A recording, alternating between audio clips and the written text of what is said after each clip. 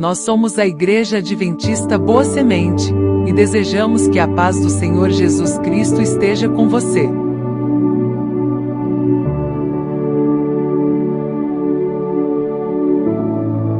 Estamos muito felizes com a sua companhia. Aproveite para se inscrever em nosso canal, ativar o sininho para sempre ser avisado sobre novos conteúdos referente à nossa escola bíblica presencial, que acontece todos os sábados, às 9 horas da manhã. Estamos esperando por você.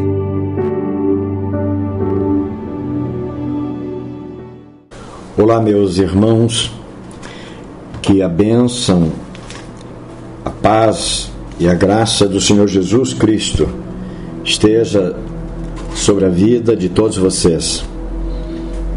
Pela bondade de Deus, Ele nos confere uma oportunidade nova para nos ajuntarmos e nos reunirmos em torno da Sua Santa Palavra.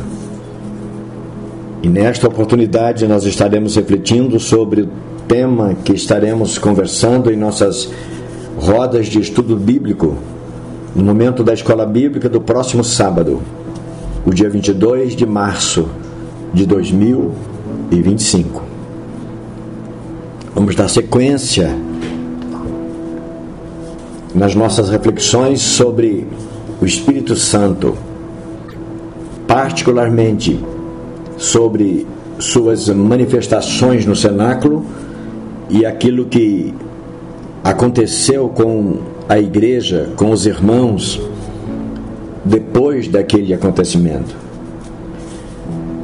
Oportuno lembrar que Atos capítulo 2 é o registro de nascimento da igreja cristã. Jesus havia prometido aos seus discípulos que ele estabeleceria a sua igreja, mas ele já havia retornado ao céu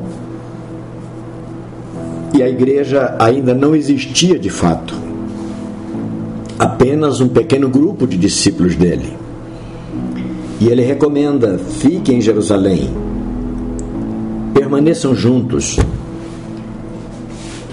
E a promessa que o Pai fez de enviar o seu Santo Espírito, eu vou fazê-la cumprida na vida de vocês, mas vocês esperem juntos no cenáculo. E eles esperaram, e nós conhecemos o relato de Atos capítulo 2, quando o Espírito Santo veio sobre aqueles discípulos do Senhor Jesus, e aquilo era, nas palavras de Pedro, a plateia que se juntou para ver o que estava acontecendo, atraídos ou atraída pela multidão de vozes, barulho vindo do cenáculo. Pedro fez aquelas pessoas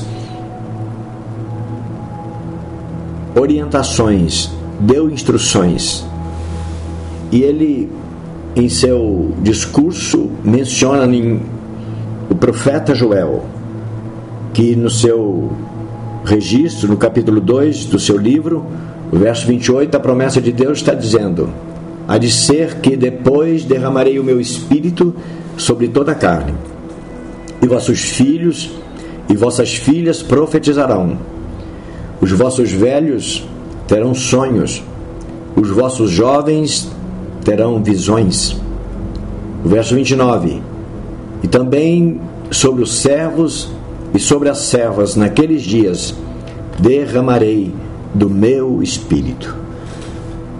Ao discursar para a plateia ali presente, Pedro fala exatamente que aquele acontecimento, aquela efeméride, aquela ocorrência era o cumprimento dessa promessa de Deus revelada através do profeta Joel.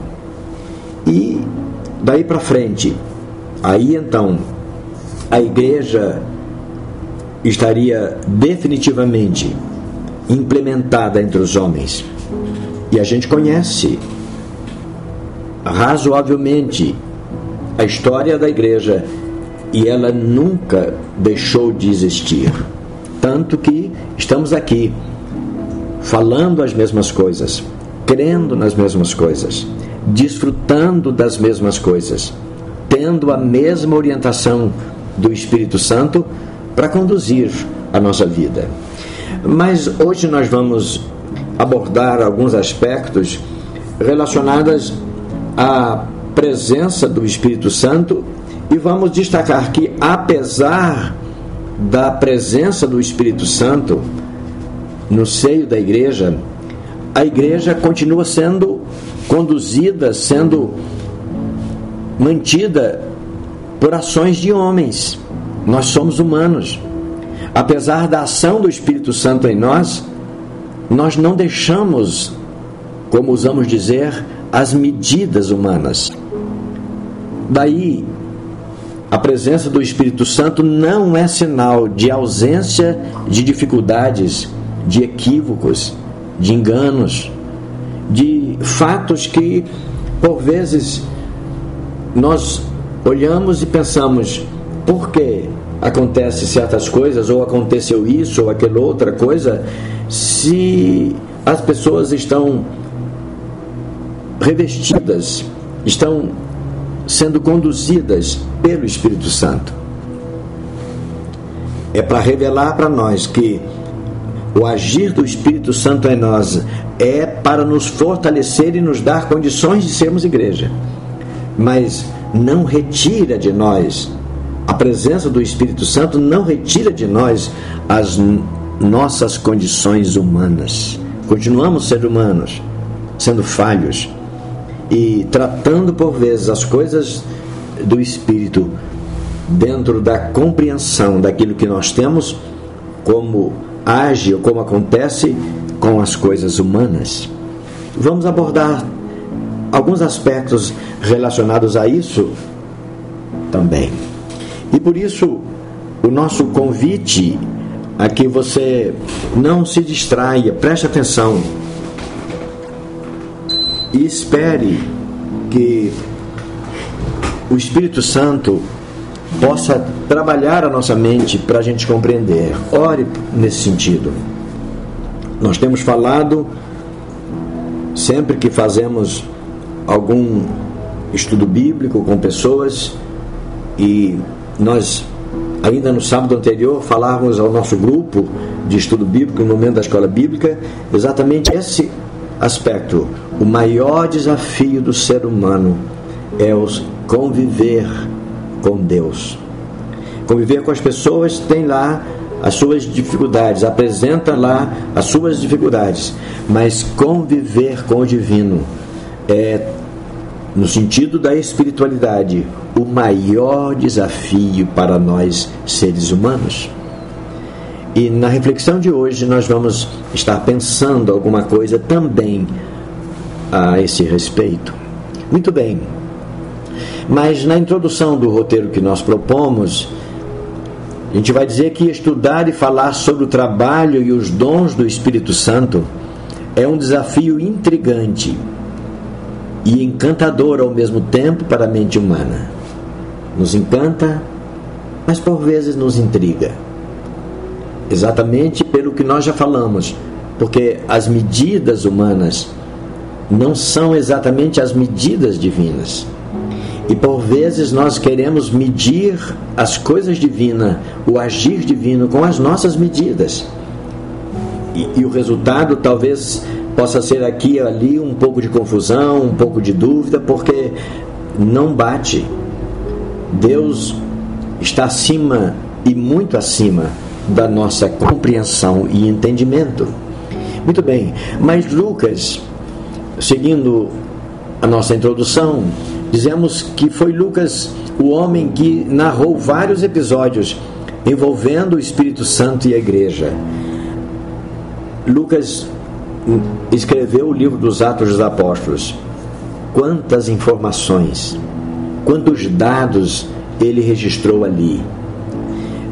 E eu fico a pensar que Lucas talvez tenha passado horas, talvez noites, entusiasmado, escrevendo, narrando, falando descrevendo atos, ações, atitudes, a presença do Espírito Santo, o agir do Santo Espírito sobre a igreja, a reação da igreja, enfim. Lucas teve uma oportunidade fantástica. Ele narrou todos os fatos possíveis quanto ao nascer da igreja cristã. Mas Pedro foi o pregador que inaugurou a pregação do Evangelho debaixo da poderosa ação do Espírito. Lucas narrou isso. E Pedro começa a sua pregação logo lá no cenáculo, ainda no capítulo 2 do livro dos Atos. Antes que eles saíssem do cenáculo, ele já fez ali o seu primeiro sermão. Mas ao apóstolo Paulo coube debruçar sobre esse assunto. E depois de várias experiências e profundo envolvimento com o Espírito Santo, observando suas variadas atuações sobre a igreja e convivendo com as diferentes reações por parte dos crentes, a conclusão do apóstolo Paulo foi: ninguém pode conhecer as coisas do Espírito de Deus, senão pelo próprio Espírito de Deus. A gente pode conferir isso lá na carta aos Coríntios, que ele escreveu, a primeira delas, no capítulo 2 e o verso 11. Ele faz uma pergunta ali: qual é a maneira de nós nos conhecermos a nós mesmos? E ele diz: o nosso espírito, nossas reações, nossos sentimentos, é que denuncia para nós mesmos como somos, o que queremos, o que sentimos, nosso sentimento de tristeza, de alegria, de euforia, de amargura, enfim. Nós nos conhecemos a nós. Ninguém melhor do que nós para conhecermos a nós. Mas para nós conhecermos as coisas do Espírito de Deus, nós não conhecemos através do nosso próprio espírito, ou seja, das nossas próprias percepções. Mas só pelo Espírito de Deus é que nós vamos conhecer as coisas de Deus. Como judeus dedicados, tanto Pedro quanto Paulo, além dos demais discípulos, conheciam o agir do Espírito de Deus pontualmente sobre alguns deles. Eles sabiam, como judeus que eram, como o Espírito Santo agia através dos sacerdotes, dos mestres, rabinos e dos líderes que eles tinham entre eles. Eles tinham essa percepção. Eles eram conduzidos por homens, os sacerdotes, mestres, rabinos. Eles eram dirigidos por homens que tinham autoridade divina para ensiná-los. Eles também sabiam que lá no passado, além desses líderes, o Espírito Santo também atuou sobre reis e profetas. Por isso, eles valorizavam muito os escritos dos profetas. O próprio Jesus vai dizer: os profetas, eles tiveram ação até agora na presença de João. A palavra deles era a única referência que nós tínhamos para poder compreender as coisas de Deus. Mas agora, eles, quer dizer, os judeus ali, cheios do Espírito Santo, como estavam, eles estavam diante de uma outra realidade. O Espírito Santo havia sido derramado sobre todos. Já falamos isso em um momento anterior. O profeta Joel, quando profetiza o derramamento do Espírito Santo, ele amplia o alcance do Espírito Santo sobre as pessoas crédulas, sobre os crentes. Antes, ele trabalhava com a liderança, e a liderança representava o povo na sua adoração diante de Deus. Sacerdotes, levitas, os profetas, os reis, eram homens conduzidos por Deus. Mas agora não eram só lideranças, não eram só aqueles que haviam de conduzir como líderes a igreja do Senhor. Aliás, pontuar aqui para vocês, você pode ouvir na teologia moderna, em que muita coisa tem surgido por doutores que se apresentam como entendidos de evangelho, até vão dizer que a igreja de Cristo não tem liderança, o próprio líder é Cristo. Tem liderança sim. Lucas escreveu isso lá no capítulo 20 do livro de Atos, por exemplo. Não está no roteiro, mas só para a gente enfatizar. Paulo vai dizer, olha, vocês cuidem da igreja, oriente a igreja, cuidado com a igreja, zelem pelo bem-estar da igreja e segurança dela. Mais tarde, quando Paulo mesmo fala para Tito, quando ele diz, olha, vá às igrejas da ilha de Creta e organize lá as igrejas, estabeleçam pastores, presbíteros lá. Ele dá alguns indicativos sobre quais as virtudes, as qualidades morais e espirituais que os homens que Tito haveria de estabelecer como liderança, quais qualidades eles deveriam ter. Sim, o Espírito Santo é derramado sobre toda a igreja. A igreja não precisa de intermediário para adoração, mas para conviver como povo organizado, a igreja precisa de liderança. E o próprio Espírito Santo, nós já estudamos isso em algum momento, e ele mesmo deu uns para apóstolos, outros para pastores, outros para evangelistas, outros para doutores, outros para mestres, e assim por diante, querendo o aperfeiçoamento da igreja. A gente vai ver essas listas de graças, de dons ministeriais ou de serviço, Romanos capítulo 12, Efésios, carta aos Efésios, no capítulo 4. Então, principalmente esses dois textos, para a gente ver que a igreja vive organizada. Repito para a gente seguir: eu e você, como servos do Senhor, nós não dependemos de liderança ou de representação humana. Olha, para apresentar a nossa vida diante de Deus, nós mesmos temos a liberdade de nos apresentar para adorar, nos apresentar para agradecer, nos apresentar para pedir, nos apresentar para interceder. Qualquer um de nós podemos fazer isso. Entretanto, a igreja segue o rito da ordem, da boa maneira de conduzir, e isso se dá através de liderança sobre os crentes. O próprio Deus vai dizer, através de Salomão, dizendo assim: onde não há liderança, o povo cai. O povo precisa de liderança.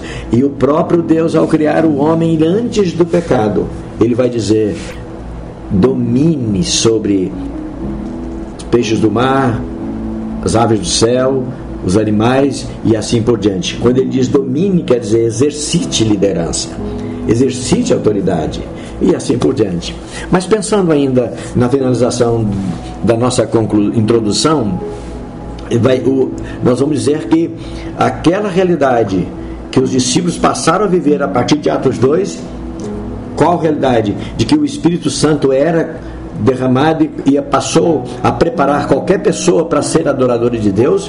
O Espírito Santo havia sido derramado sobre todos ali, líderes e liderados, todos dependiam do mesmo Espírito para cumprir o que estava escrito no profeta Joel: o Espírito derramado sobre toda a carne.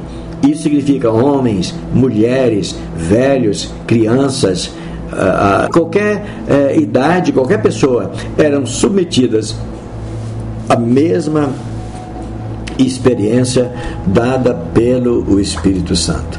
É isso que a gente lê aqui a partir do verso 14, lá na narrativa de Atos 2, no início do discurso do ensino, da instrução de Pedro àqueles ouvintes que estavam ali, que foram atraídos para o cenáculo.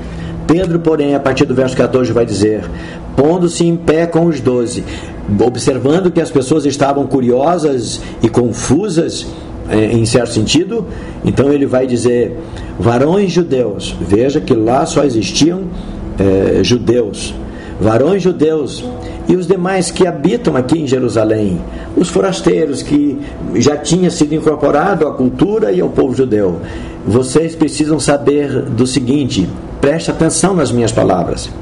Estes homens que vocês estão ouvindo, essas pessoas não estão embriagadas, como alguns de vocês estão pensando. Afinal de contas, são 9 horas da manhã.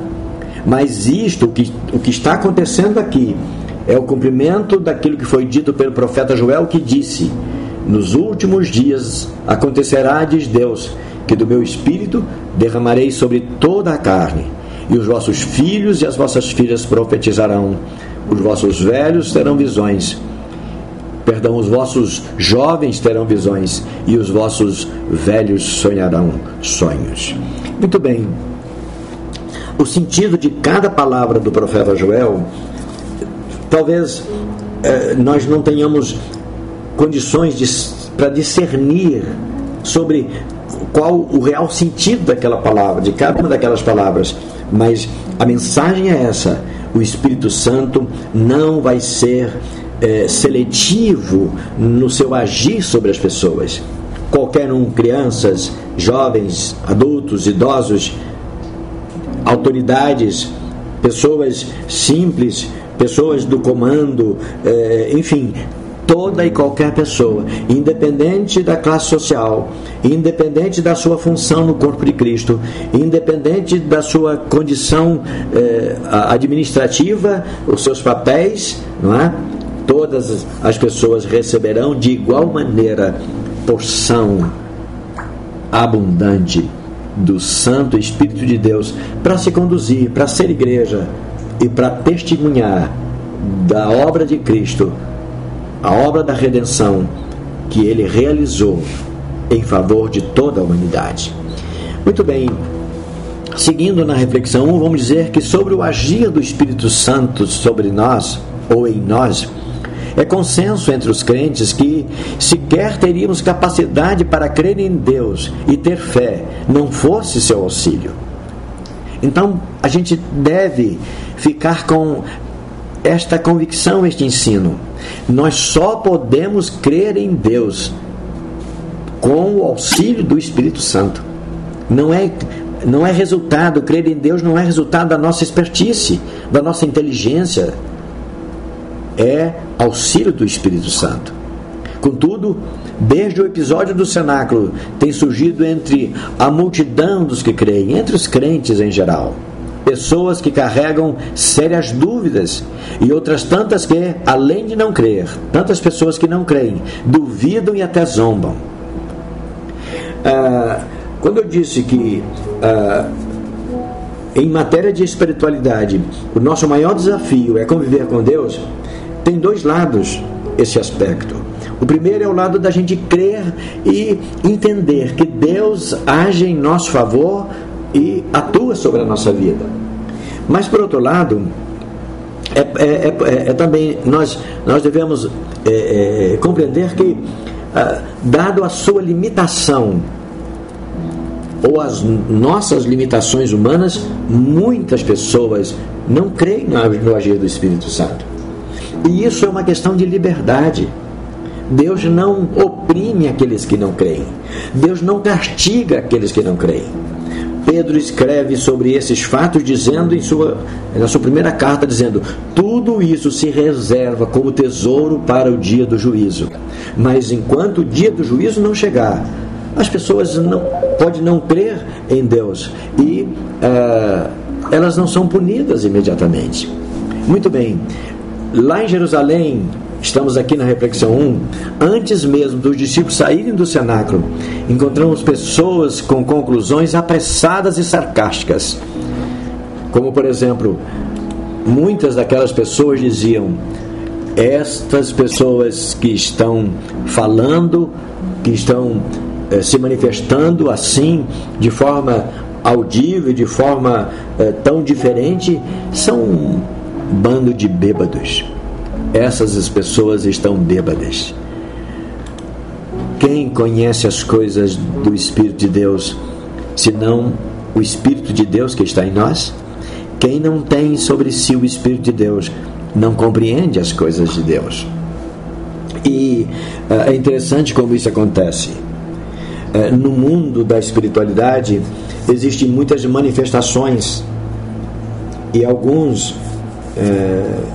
advogam, creem, ensinam as manifestações de Deus como uma mágica que a pessoa aprende a desenvolver, e através disso muitas delas têm até a sua sobrevivência garantida ali, ganham dinheiro com isso. E isso não é novo. Sobre as pessoas que se valem ou tentam se valer das coisas do Espírito de Deus para levar vantagem pessoal, Isso nós temos muito na nossa atualidade. Existe uma teologia bem conhecida e popular entre nós, chamada teologia da prosperidade. Isso não é nada menos do que as pessoas se valerem de textos isolados da palavra de Deus para induzir as pessoas a que elas podem serem prósperas, ganhar dinheiro, ir muito bem, apenas seguindo certas orientações que os seus líderes lhes passam. Nós temos no capítulo 8 de Atos um episódio desse. Isso está escrito, ou está aí definido no nosso roteiro, na sequência 1, que vai dizer assim: além da numerosa quantidade de pessoas que não creem, não creram, que rejeitaram e que rejeitam, e que zombaram e que zombam ainda, da forma como o Espírito Santo atua sobre a igreja, surgiu naquela época entre os crentes, como tem entre nós, tem surgido pessoas que, valendo-se do agir miraculoso do Espírito Santo sobre os que creem, naquele tempo, pessoas que propôs uma forma duvidosa e distorcida para a obtenção dos favores do Espírito de Deus, sob pagamento. A pessoa viu um campo de vantagem. O pensamento espúrio e malicioso, embora tenha sido rejeitado com vigor pela igreja daqueles dias, mas ele não desapareceu, ele se mantém vivo, operante entre nós. Como dissemos, a chamada teologia da prosperidade não é outra coisa, senão a proposta de que a pessoa, através do favor divino, possa obter vantagens sobre pagamento. No capítulo 8 do livro dos Atos tem a narrativa, tem a narração de um episódio, a descrição de um episódio que foi ali, que aconteceu envolvendo um cidadão que creu, um crente chamado Simão, e ele percebeu, ele era mágico, e ele fazia vida, talvez um homem que estivesse até bem de vida, rico ali, e ele fazendo mágicas, enganando as pessoas. E quando ele viu que, por imposição das mãos dos discípulos, as pessoas recebiam os dons do Espírito Santo, olha o que Lucas escreveu a respeito da atitude daquele homem. A partir do verso 14 vai dizer assim, Lucas escreveu: os apóstolos, pois, que estavam em Jerusalém, ouvindo que Samaria, os crentes de lá, também havia recebido a palavra de Deus, enviaram para lá Pedro e João, os discípulos. E eles, tendo chegado, oraram com aqueles discípulos para que eles recebessem o Espírito Santo. E eles, impondo as mãos sobre aqueles crentes, eles receberam o Espírito Santo. E a palavra, o contentamento, a alegria daqueles crentes. E Simão, um homem por nome Simão, estava entre eles. E o verso 18 narra assim: e Simão, vendo que pela imposição das mãos dos apóstolos era dado o Espírito Santo, lhe ofereceu dinheiro, dizendo: dai-me também a mim desse poder, para que aquele sobre quem eu puser as mãos receba o Espírito Santo. Mas Pedro rejeitou, dizendo: o teu dinheiro seja contigo para a perdição, pois você está cuidando que as coisas de Deus se alcancem por dinheiro. Não é? E, enfim, aquele homem foi então desmascarado na sua intenção. Mas quando a gente olha para Simão, veja só, Simão não estava de todo mal intencionado. Ele era um mágico. Talvez ele olhasse para aquela situação dos discípulos orando e o Espírito Santo vindo sobre a igreja, ele talvez olhou aquilo como uma outra área que ele pudesse atuar, ampliar a sua capacidade de magia, de mágicas. Ele ofereceu dinheiro porque ele achou interessante, era a sua área, ele achou bonito. Claro que Pedro respondeu bem, Não, as coisas do Espírito de Deus não se faz dessa maneira. Nós não oramos pelas pessoas e elas recebem o dom do Espírito Santo como um ato mágico. Mas é graça do Espírito Santo. Não precisa de dinheiro, deixa dinheiro do lado. Nós estamos falando das coisas que Deus dá e que estabelece a nossa relação humana com o divino. Enfim, mas o fato é que o homem foi atraído de maneira que eles talvez tenham pensado, olha, uma oportunidade para eu ampliar os meus negócios. Então, o Espírito Santo não está para isso, não é? Então, a teologia da prosperidade, irmãos, é um braço do pensamento desse Simão mágico, é um braço, porque é uma maneira de atrairmos as pessoas para elas receberem graça do Espírito Santo de Deus sob pagamento. Olha, você oferece, você traga a sua contribuição financeira, como um pastor bem conhecido da população brasileira, muitos de vocês ouviram ele e outros mais também dizendo assim, olha, se você fizer a tua parte, se você trouxer o seu sacrifício, trouxer a tua oferta, Deus fica obrigado a te abençoar, porque Ele disse que te abençoaria. É uma outra forma de trabalhar com os dons espirituais na mesma intenção do mágico Simão. Claro que isso é uma afronta contra o Espírito Santo.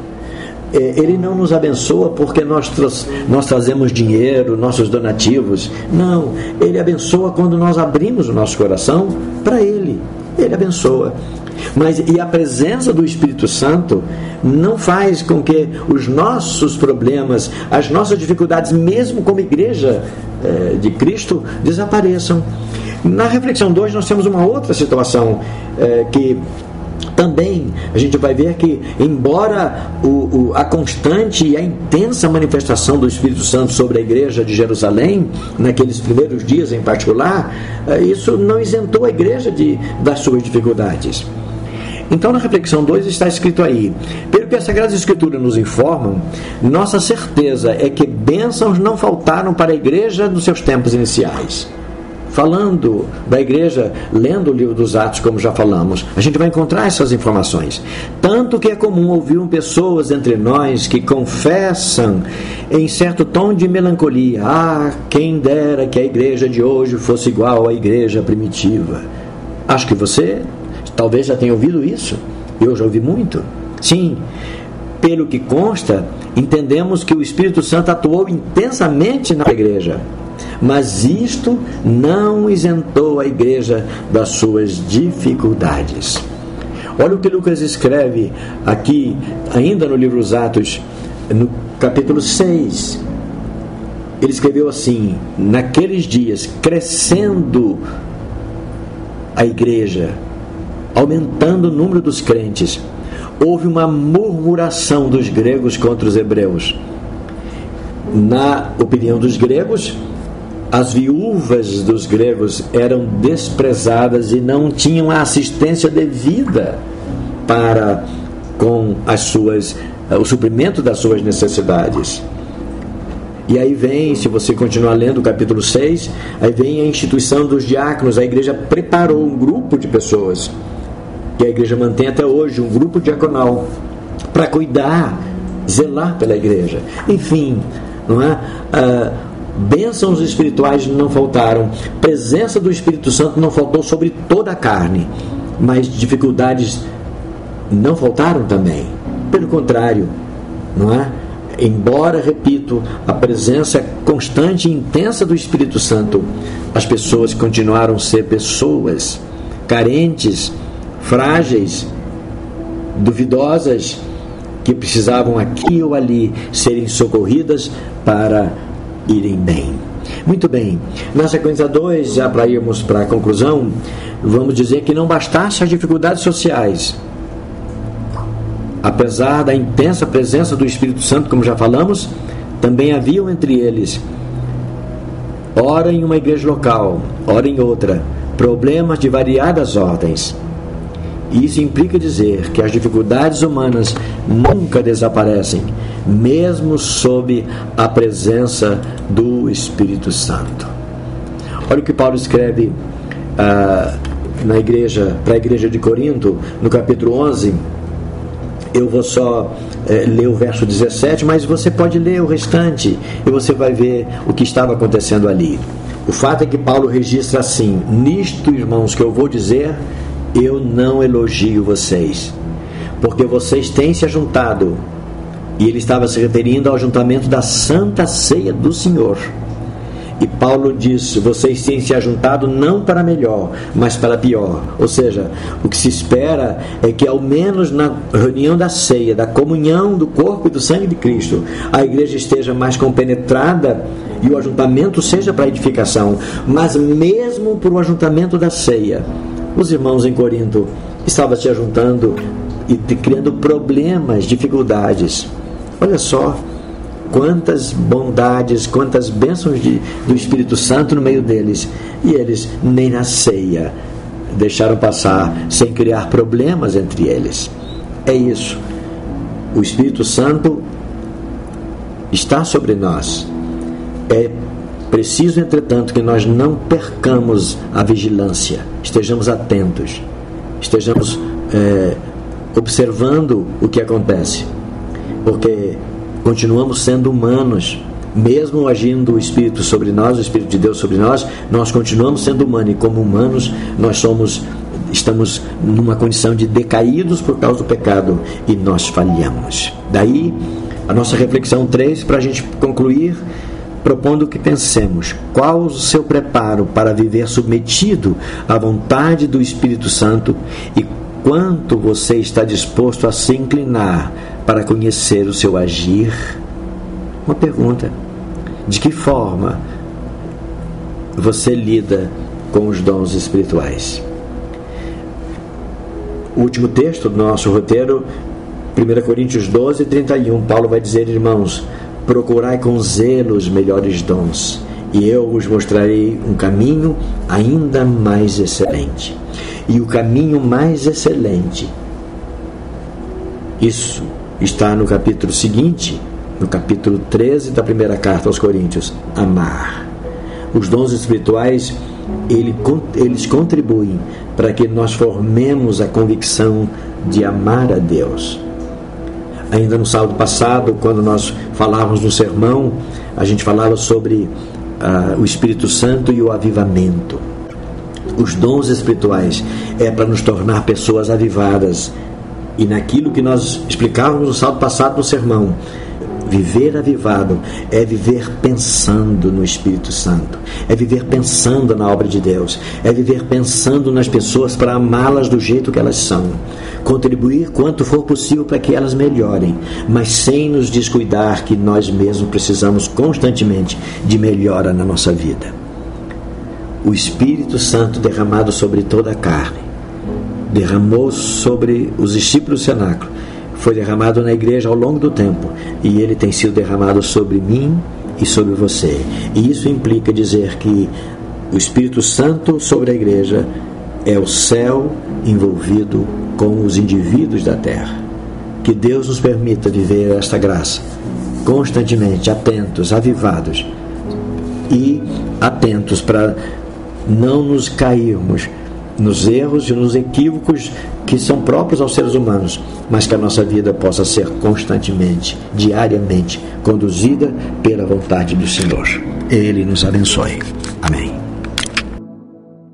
Muito obrigado pela sua companhia durante a reprodução deste vídeo. Aproveitamos a oportunidade para convidar você e toda a sua família para cultuar a Deus conosco, no próximo sábado, às 9 horas da manhã, na Rua Torino, número 113, Parque São Bernardo 2, sede da Igreja Adventista Boa Semente, que fica na cidade de Fernandópolis, estado de São Paulo. Até breve!